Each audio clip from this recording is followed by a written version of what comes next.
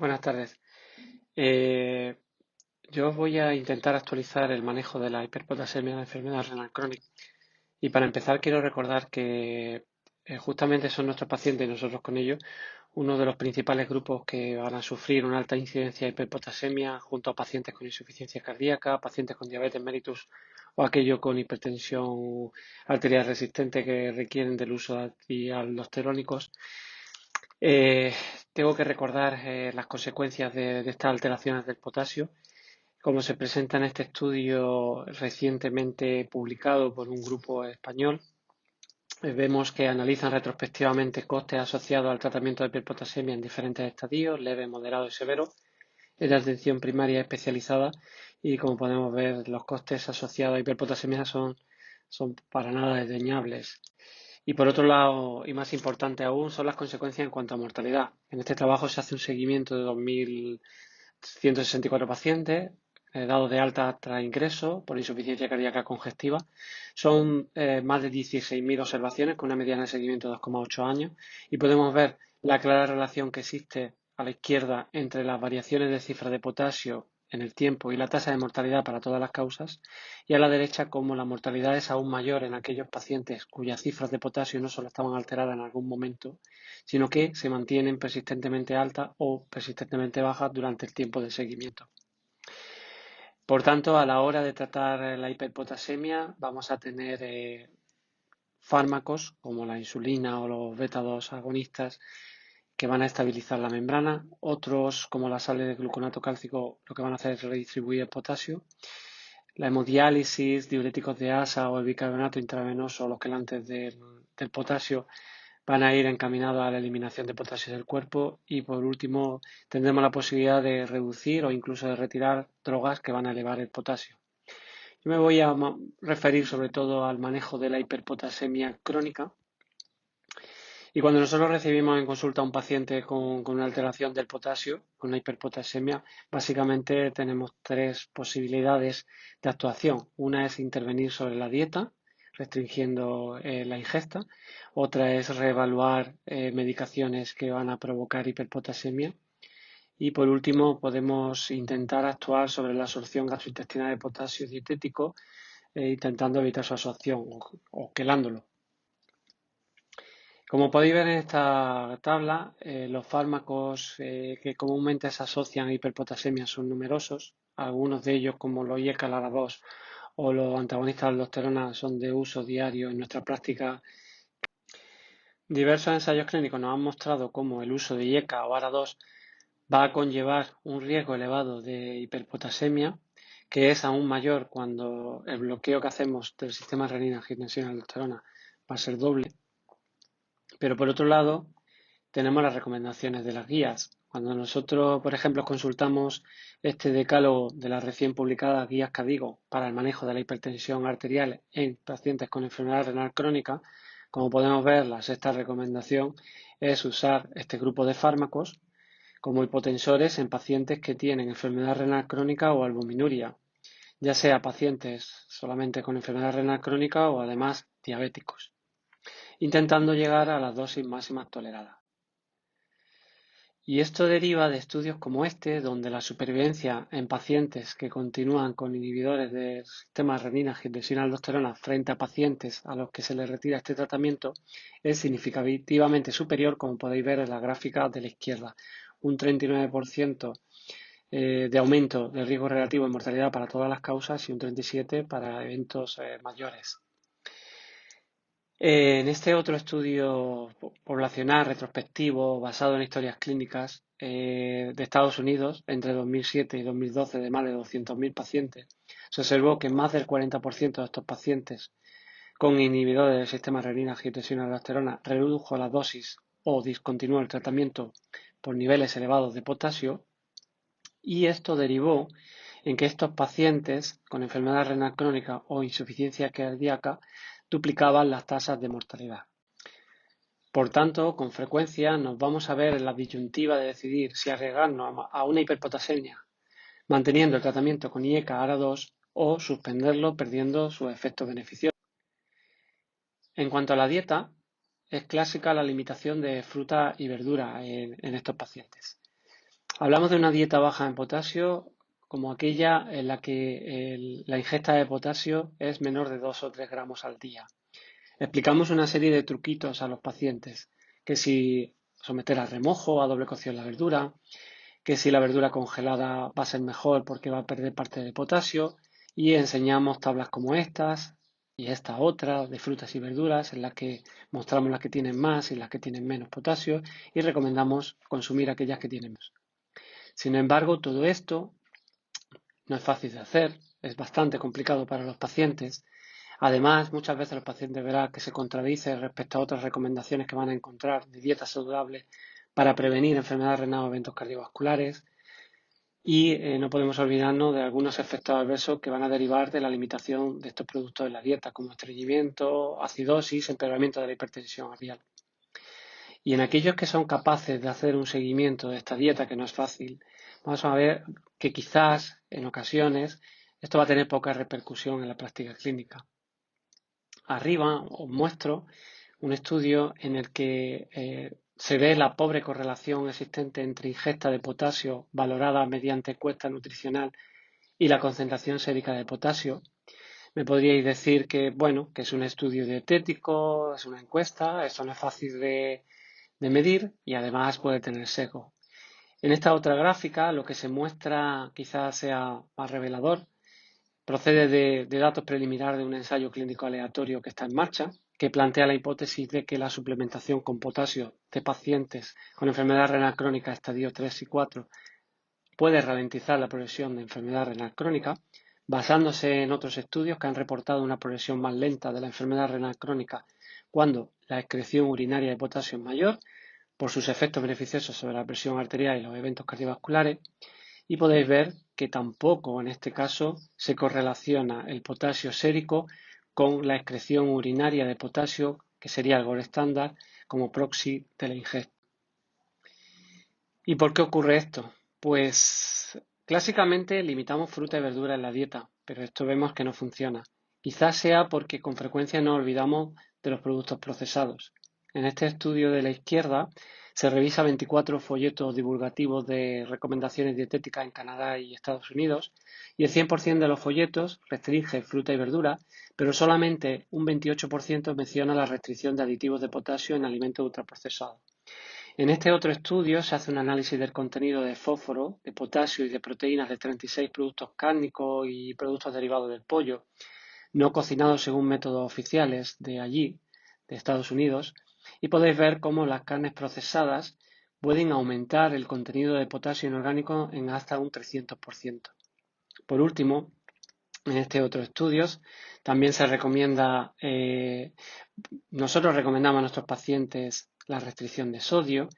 Y aquí han analizado productos de 6 tiendas de comestibles de las 3 principales cadenas de comestibles de Canadá y vemos cómo en las columnas de la derecha los productos bajos en sodio justamente tienen más del doble de aporte de potasio. En esta tabla se muestra un resumen de los principales estudios que investigan la relación entre la ingesta de potasio, eventos en enfermedad renal crónica y mortalidad. Y podéis ver cómo algunos reportan una disminución de riesgo y sin embargo otros reportan todo lo contrario. Por tanto, aunque la intervención dietética es una práctica habitual, estándar en nuestro día a día, no tenemos evidencias directas en apoyo de esta medida, pero tampoco tenemos evidencias directas en el apoyo de que aumentando la ingesta de potasio o liberalizando las restricciones en pacientes con enfermedad renal crónica, esto vaya a ser seguro. En cuanto a los quelantes de potasio, y ya yéndonos a lo que es las medidas de evitar absorción gastrointestinal, hasta hace poco solo disponíamos del poliestireno. Cuando se aprobó en los años 50 este fármaco, no había normas de aprobación basadas en ensayos clínicos randomizados como la hay ahora, y de ahí probablemente que dispongamos solamente de un ensayo randomizado en 33 pacientes con enfermedad renal crónica e hiperpotasemia leve y realizado en 2015, de corta duración, 7 días, y como podéis ver a la izquierda, se demuestra una reducción efectiva de las cifras de potasio en los pacientes tratados con 30 gramos al día con respecto a placebo, Y a la derecha, como lógicamente con efectos adversos gastrointestinales que todos conocemos, yo creo que no los tengo que comentar porque todos lo sufren, o nuestros pacientes lo sufren en consulta, y una serie de alteraciones electrolíticas. Surge una alerta en 2009 de la FDA en pacientes, sobre todo pacientes con patología gastrointestinal, eh, por la administración conjunta con soritol. Y a partir de ahí este fármaco, pues lógicamente ha generado dudas en cuanto a su seguridad, principalmente en estos pacientes que acabo de comentar, dado que incluso se han descrito casos graves de necrosis intestinal, aunque esta patología es muy poco frecuente. Esto ha dado lugar a publicaciones diversas en relación con estos efectos adversos. La última de ellas, este estudio de cohorte retrospectivo que aquí os muestro, con una población canadiense mayor de 65 años tratados con poliestireno sulfonato de sodio, más de 27.000 pacientes. Pero para nosotros yo creo que el principal problema no son estos efectos adversos graves, sino la baja adherencia que muestran nuestros pacientes a este tratamiento. De manera que realmente solo disponemos de datos del DOPS que nos indiquen cuánto o cuál es el uso de poliestireno sulfonato en nuestros pacientes, pero como podéis ver es muy diverso, muy variable entre países y en general bajo, variando entre un 42% en Francia y un 5% en Canadá.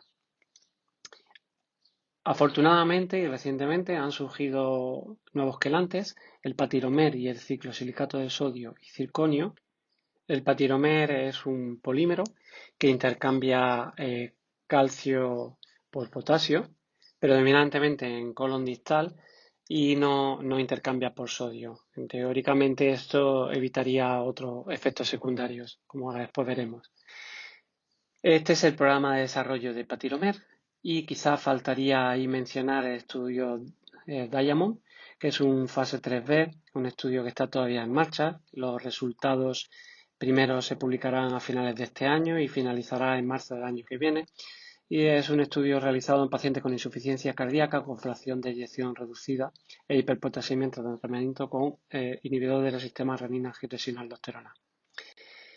El patiromer ha demostrado efectividad, ha demostrado una reducción de las cifras de potasio cuando se compara con placebo en pacientes con insuficiencia cardíaca o sin insuficiencia cardíaca, y es un efecto mantenido en el tiempo, como podéis ver en este otro estudio a largo plazo. El ciclosilicato de sodio y circonio ha aparecido más recientemente. El intercambio que hace por el ion potasio es mucho más afín que el que hace por el ion sodio o el ion calcio. Y esto se debe a que, como podéis ver a la izquierda, para deshidratar un ion de potasio, eh, esta energía está equilibrada con la recuperación de la interacción con el oxígeno. Pero sin embargo, en el caso del sodio y del calcio, estos iones son demasiado pequeños en su forma deshidratada para interactuar con el oxígeno, generan poca energía y por lo tanto el proceso de deshidratación es energéticamente desfavorable. En definitiva, esto lo que provoca es que la afinidad in vitro del ciclosilicato de sodio por el ion potasio sea mucho mayor que por el sodio y por el calcio. Por tanto, la hipocalcemia y la hiponatremia son raras. Actúa a nivel de todo el intestino, delgado y grueso, y por eso su eficacia es mayor y es más rápido para bajar el potasio. Y como veis en la gráfica, va intercambiando iones de sodio e hidrogeniones por potasio y acaba siendo eliminado por heces sin absorberse, lo que reduce sus efectos secundarios. Este es el programa de desarrollo del ciclosilicato de sodio.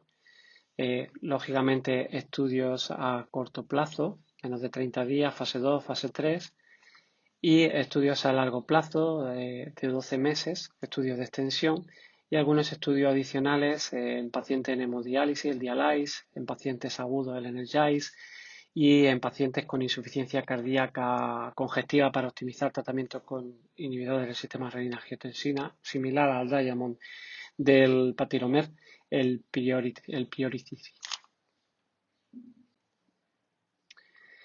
El Harmonize es un estudio a corto plazo con una fase de corrección de 2 días en la que se administra el local más 10 gramos 3 veces al día. 258 pacientes y aquellos que consiguen una corrección de las cifras de potasio pasan a ser aleatorizados y seguidos durante 28 días. Son 4 brazos, un brazo con placebo, otro brazo con 5 gramos, otro con 10 y otro con 15. Tengo que decir que esta dosis de 15 gramos no está autorizada a nivel europeo, no se puede utilizar y se comprueba una reducción muy rápida porque el tiempo medio de normalización fue de 2,2 horas de normalización de potasio, lógicamente, y un 84% de los pacientes alcanza la normopotasemia a las 24 horas y un 98% a los 2 días. El de extensión, el 005, es un estudio también con una fase de corrección de 1 a 3 días, en la que se le da 3 dosis de 10 gramos de Lokelma al día, 751 pacientes y aquellos que consiguen normalización, que son casi todos, pasan a una fase de mantenimiento durante 12 meses con 5 gramos o bien una vez al día o 10 gramos o 15 gramos según ajuste de dosis. Y demuestra efectivamente una reducción de las cifras de potasio. El 88% de los pacientes mantienen potasios por debajo de 5,1 miliequivalentes litro durante los 12 meses sin que requieran cambios dietéticos o en el tratamiento con inhibidores del sistema renina-angiotensina-aldosterona según marcaba el protocolo. En cuanto a las interacciones, pues es un fármaco que se ha administrado junto con medicaciones de uso habitual en nuestra práctica clínica como el alodipino, como el losartán, como la furosemida, sin que se hayan evidenciado interacciones significativas con estos fármacos, pero sí hay que tener en cuenta que puede aumentar transitoriamente el pH gástrico. Por tanto, no se debe de dar conjuntamente con antirretrovirales, no se debe de dar tampoco con antifúngicos ni con inhibidores de la tirosina quinasa. Hay que separarlos al menos 2 horas antes o 2 horas después de estos fármacos. En cuanto al perfil de seguridad, como podéis ver, bueno, este es quizá el ensayo principal que disponemos. De los 1.697 pacientes que han recibido esta medicación, pues se ha comprobado que, bueno, no hay muchos efectos adversos gastrointestinales, pero sí llama la atención la presencia de edema.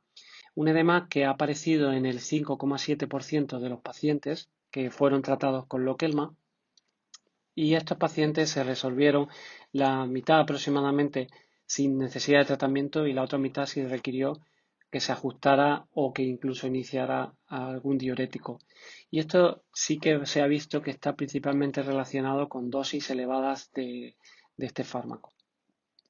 Esto sería un resumen tomado de Nefrología al Día de las diferencias principales entre los 3 quelantes que disponemos ahora mismo.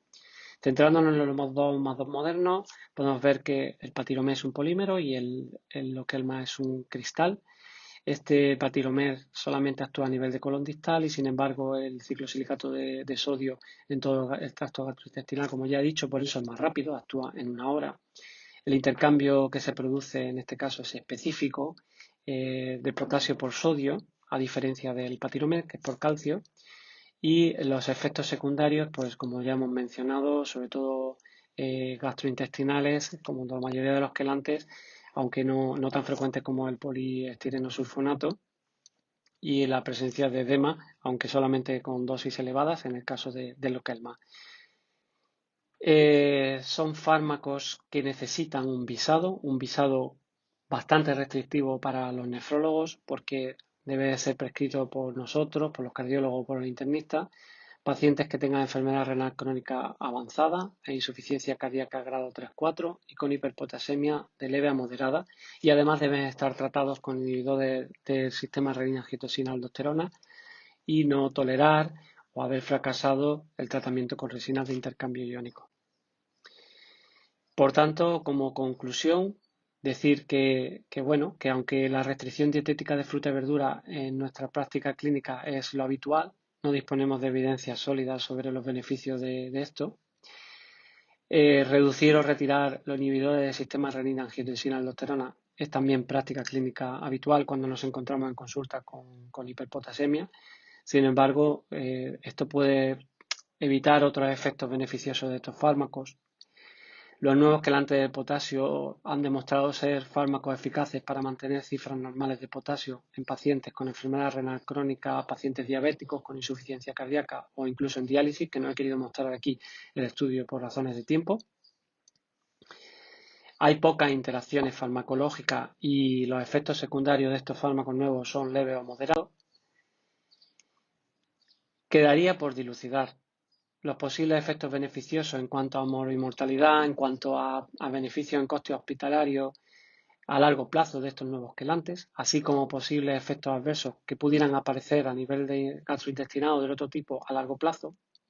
También quedaría por confirmar su utilidad en la hiperpotasemia aguda, moderada o severa. Ese es un campo también a investigar.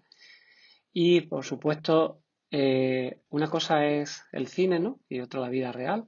Quedaría por confirmar hasta qué punto estos fármacos permitirían liberalizar la dieta y optimizar las dosis de inhibidores del sistema renina-angiotensina-aldosterona en nuestros pacientes y, por tanto, ver cuál es la adherencia real de nuestros pacientes a este tipo de tratamiento. Y muchas gracias por vuestra atención.